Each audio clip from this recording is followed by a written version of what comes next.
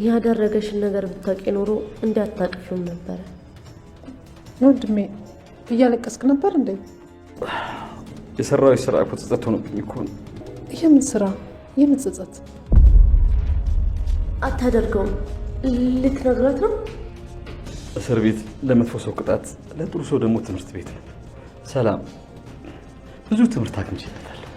ከቤተሰብ የሚበልጥ ፍቅር ለካ የለም። አዘቴ እዛ እስር ቤት ሆኜ ሳስበው ለካ አንቺ እቴ ላይ የማይገባሽ በጣም ብዙ ክፉ ነገር አድርጌብሻለሁ። በተለይ በልጅ ዙሪያ ብዙ ነገር አበድዬሻለሁ። በልጅ ዙሪያ ምን? አጎቴ ደክሞሃል እኮ። ቆይ ለምን አረፍ አትልም? እሱ አይሻልም? አረፍ በል። አይ የኔ ልጅ ዛሬ ለእህቴ ሁሉ ነገር እነግራታለሁ። ጸጸቱን አልቻልኩትም። አንቺን ብትሆኚ ይቅርታ መጠየቅ አለብሽ።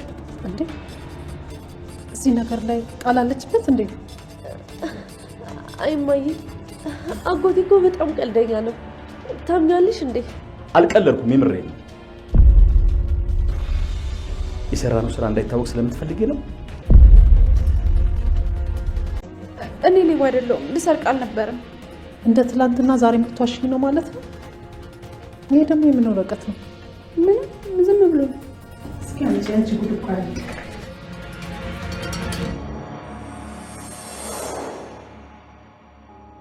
ሰላም፣ እንዴት ነሽ? ይህን ነገር ለብቻሽ አንብቢው።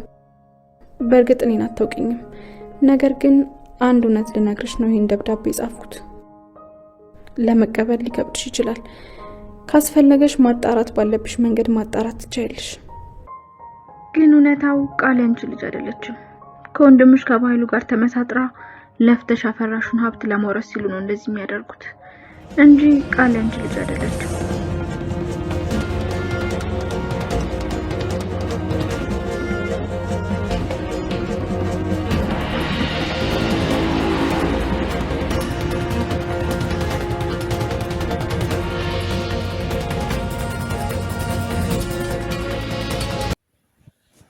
ሰላም ሰላም ውድ ቻናሌ ቤተሰቦች እንዴት ናችሁልኝ? ደህና ናችሁ ወይ? እንኳን ወደ ቻናሌ በሰላም መጣችሁልኝ።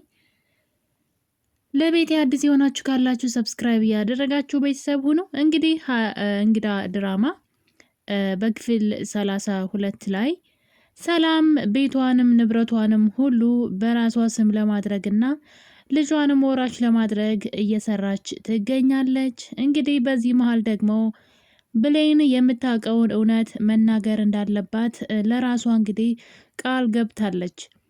እዚህ ቀደም በተደጋጋሚ መናገር ፈልጋ ነገር ግን ቃል ያስፈራራቻት ነገር በተለይ ደግሞ በእናቷ ባሳዳጊዋ ማለት ነው። እንግዲህ ብሌን በገዛ እናቷ ቤት ሰራተኛ ሁና ባይተዋር ሁና እናቷ ካጠገቧ አብራት ሁና እሷ ግን ሌላ እናት ትፈልጋለች።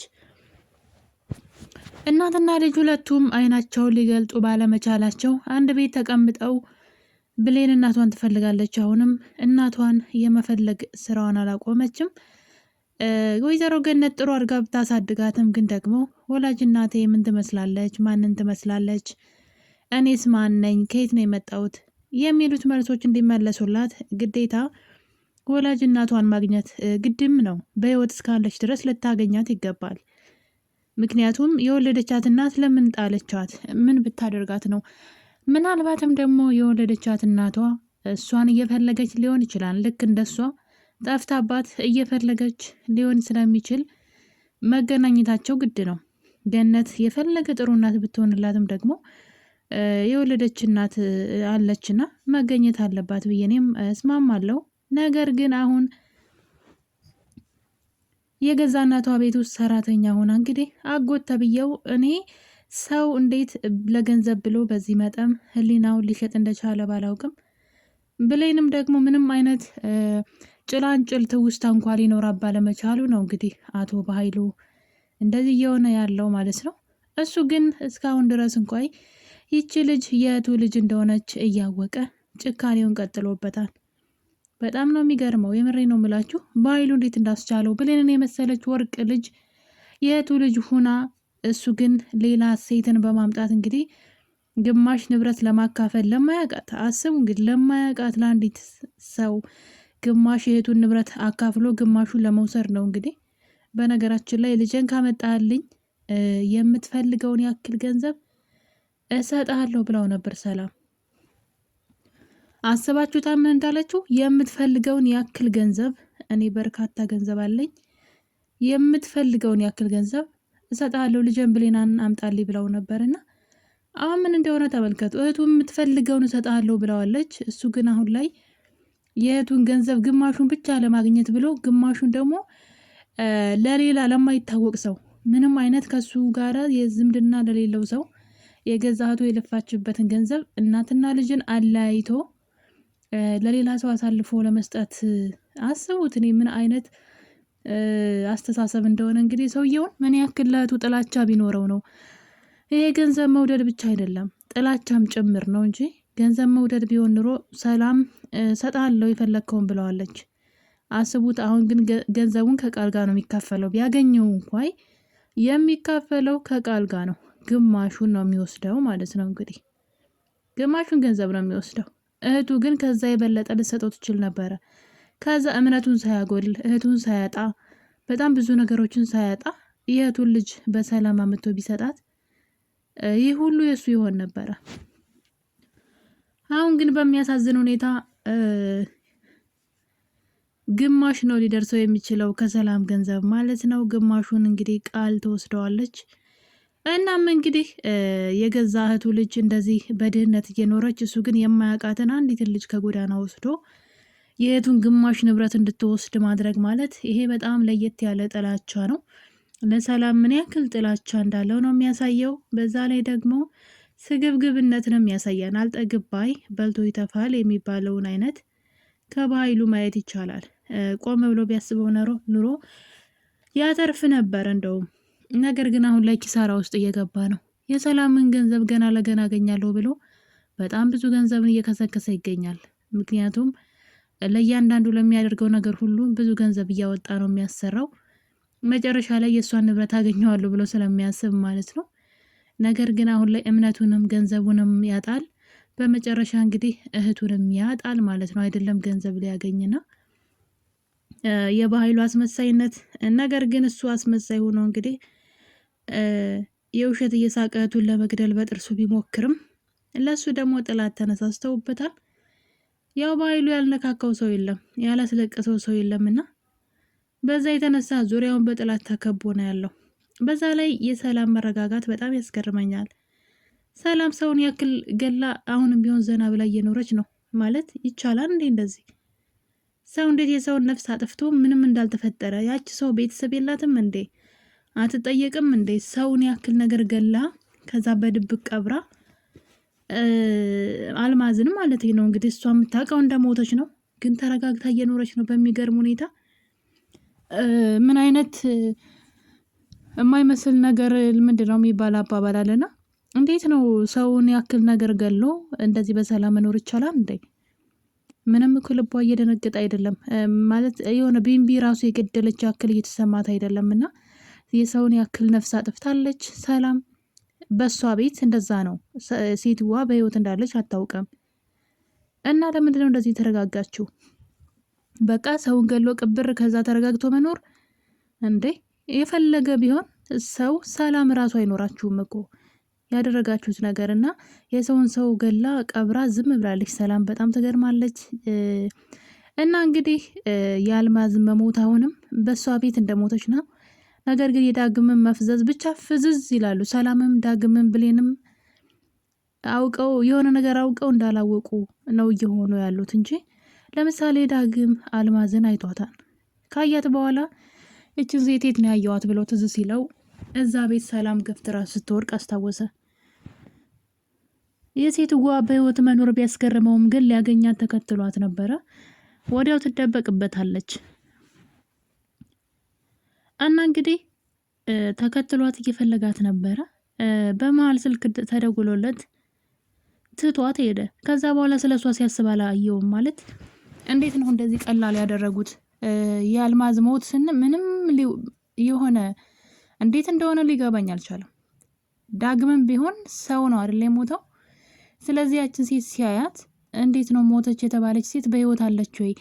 ገደሏት የተባለችው ሴት ማለት በቃ ሰውን ያክል ነገ ሊታሰሩ የሚችሉበት እንትን አለ፣ እድል አለ አይደለ? ሰው ከሆነ የሞተውና ምንም አልመሰላቸውም። እንደው ምንም ጭራሻውንም አረስተዋታን ሁላና እንዴት እንደሆነ ሊገባኝ አልቻለም። ዳግም ይሄን ነገር እንኳን አይቶ መንቃት ነበረበት። ለምንድን ነው አልማዝ በህይወት አለች እኮ ሳትሞት ነው እንዴ ሞተች የተባለው? ለምን አየዋት ብሎ ይህን ነገር አጥብቆ ሊይዘው ይገባ ነበረ። ነገር ግን ከዛ በኋላ ፈለጋት። ከዛ በኋላ ደግሞ እንኳን ማሰብ አልቻለም ስለሷ እና እንግዲህ በዛ ላይ ደግሞ ሰላም ራሷ ለብሌን እናት አድርጋ አልማዝን ወደዛ ቤት እንዳመጣቻት የሷ እጅ እንዳለበት ታውቃለች። እና ለምን እጇ ሊኖርበት እንደቻለ ለምን ለብሌን የውሸትና ልታመጣ እንደቻለች አጥብቃ መጠየቅ ነበረባት። ይህ በጣም ትልቅ ነገር ነው። ነገር ግን ነገሩ ምንም እንዳልተፈጠረ እሷም ትተዋለች። ሰውም እንዳልገደሉ ሆነው ቁጭ ብለዋል። እንዴት ሰላም እንዳገኙ ሊገባኝ አልቻለም ማለት ነው። ለዛ ነው እንግዲህ የአልማዝን መሞት በዚህ መጠን አቀለው ካዩት ሰላም እያንዳንዱ ቤቷ ውስጥ የሚደረገው ነገር በተለይ ቃል የምታደርጋቸው ነገሮች እንድትጠረጠር የሚያደርጋት ነው። እነዛን ነገሮች ምን እየተካሄደ ነው እዚህ ቤት ብላ ቆም ብላ እንኳን ማሰብ አልቻለችም። በዛ ላይ እዚህ ቀደም በኃይሉ ተናዶ ይቺ ትክክለኛ ልጅሽ አይደለችም ብሏት ነበረና ይህን ነገር ራሱ ወዲያው ነበረ ልጅቷ አልቅሳ እንዴት እናቴ እንዴት ይኛለሽ በስንት ዓመት ያግንችሽ የእናትነትሽን ተርቤ ጠረንሽን ምናምን ስትላት ወዲያው በቃ ይቅርታ አለቻት። አያችሁ ወንድሟ እሷ ትክክለኛ ልጅሽ አይደለችም እስከ ማለት ድረስ ደርሷል። ታዲያ ለምን አጠረጥርም? ከብዙ ነገር አንግል መጠርጠርና ይሄ ነገር ምንድን ነው ማለት ነበረባት። አውቆ የተኛ ምናምን ብቻ ቢጠሩት አይሰማም አይነት ነው የሰላምም የብሌንም ነገር። እንዲሁም ደግሞ የዳግም እነሱ በጣም ፍዝዝ ድንዝዝ ብለው ምንም ነገር ሲያጣሩ ያየን አይደለም። በዛ ላይ ዳግም በጣም ብዙ የሚያውቀው ሚስጥር አለ። እዚህ ቀደም በኃይሉና ቃል ቤት ውስጥ ሲያወሩ የሰማቸው ነገር አለ። ሰላምን በመርዝ እንድትገላት እና ደግሞ እዚህ ቤት ሰራተኛ ሆና የመጣችው የሰላም ትክክለኛ ልጅ ናት። ስለዚህ ሁለቱ እንዳይገናኙ አድርጊ። ሁለቱ የሚገናኙ ከሆነ እናትና ልጅ መሆናቸውን ሊያውቁ ይችላሉ ብሎ እንግዲህ ሲነግራት ዳግም በር ላይ ቆሞ አዳምጧል። ነገሩ ባይገባውም ግን የሰማው ነገር አለ። ብሌን የምትባል የሰላም ልጅ እንዳለች ሰምቷል። ግን እኮ ብሌን የምትባል እዚህ ቤት የለችም። ማን ነው ብሌን የሚሉት እያለ ነበር በሰዓቱ። ምክንያቱም ደግሞ ብሌን ያኔ የዛን ቀን ነበረ ሰራተኛውና ሰላም ቤት የመጣችው። ለዛ ነው ዳግም ያለያት። ከዛ እንግዲህ ከትንሽ ደቂቃዎች በኋላ ነበረ ብሌን ውጭ ላይ ቁማ ያገኛትና ስምሽ ማን ነው ሲላት ብሌን ነው ስሜ አለችው። ለቤቱ አዲስ ነኝ ሰራተኛ ነኝ ስትለው አስታወሰ እነሱ ያወሩት ኖሬ ብሌን ትክክለኛ ልጇ ናት ሰራተኛዋ። ስለዚህ አብረው እንዳይሆኑ አድርጊ የተባባሉትንም ሰምቷል። እሱንም ምንም እንዳልሰማ እያስመሰለ ነው። ብሌን በተደጋጋሚ እናቷን እየፈለገች እንደሆነ ያውቃል። ለምንድን ነው ዝም ያሉት? እና አንዳንዴ ያስገርሙኛል እዚህ ድራማ ላይ ግራ የሚያጋቡኝ ሰዎች እነሱ ናቸው። እና እንግዲህ በመጨረሻም የብሌንን እውነት የሚያወጣላት ሳሚ ነው። ሳሚ ስለሚወዳት ልክ ለዳግም እንዳደረገው ሁሉ ለብሌን የሚያደርጋን ብዬ አስባለሁ። በኃይሉ እስካሁን ድረስ ዳግም እናቱ ገነት እንደሆነች እንዳወቀ አያውቅም። ይህን ነገር በድብቅ ያዘው አንተንም እናትህንም ይጎዳችኋን ስላለው ሊናገር አልፈለገም።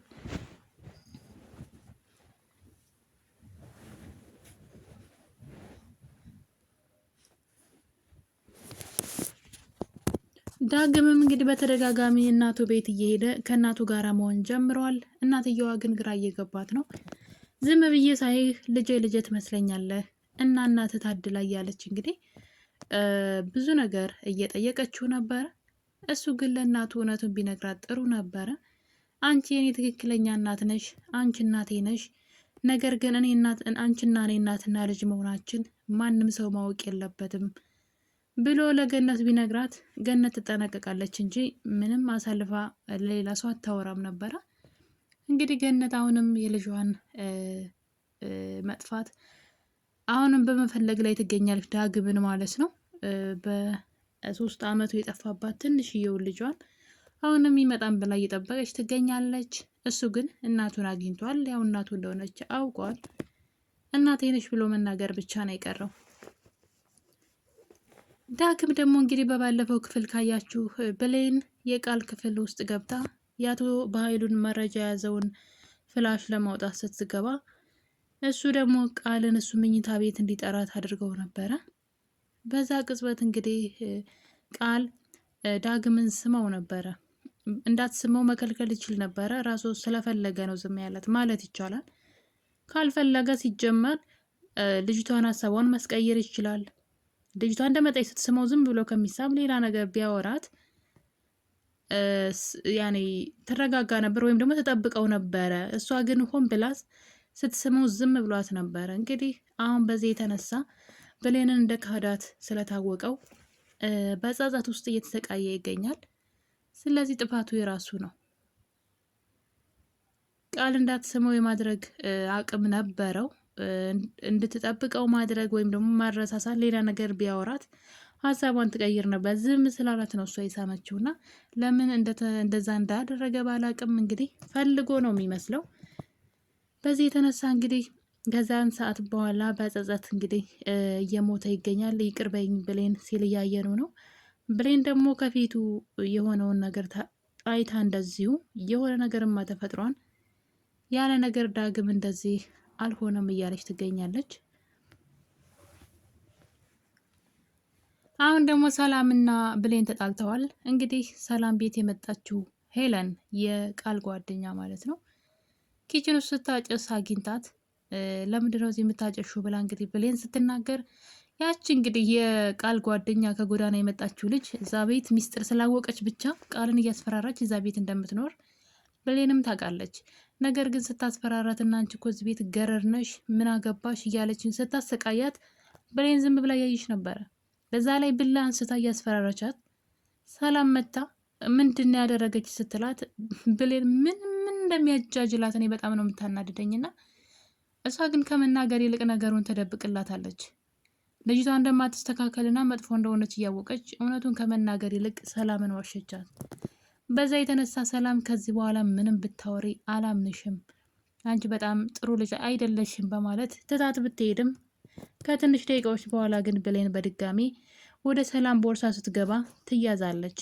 በዚህ የተነሳ አንቺ በጣም ባለጌ ሌባ ነሽ እያለች እንግዲህ ሰላም ብሌንን መናገር ጀምራለች። ነገር ግን ብሌን እንደዛ ያደረገችው ለሰላም የጻፈችውን ወረቀት ማንም ሰው ሳያይ የሰላም ቦርሳ ውስጥ ማስቀመጥ ስለፈለገች ነው። እሷ እንዳደረገችው ማንም ሰው እንዲያውቅ አትፈልግም። ምክንያቱም ለሕይወቷ አደጋ ስለሆነ ነው። እና ውድ ቤተሰቦች እንግዲህ ብሌን እስካሁን ድረስ እናቷ ሰላም መሆኗን ልታውቅ አልቻለችም። ይህ የሚሆነው እሷ ስላልነቃች ነው ብዬ አስባለሁ። እናንተስ ምን ትላላችሁ? ሀሳብ አስተያየታችሁን ኮሜንት ላይ አስቀምጡልኝ። በሌላ ቪዲዮ እስከምንገናኝ የዛሬ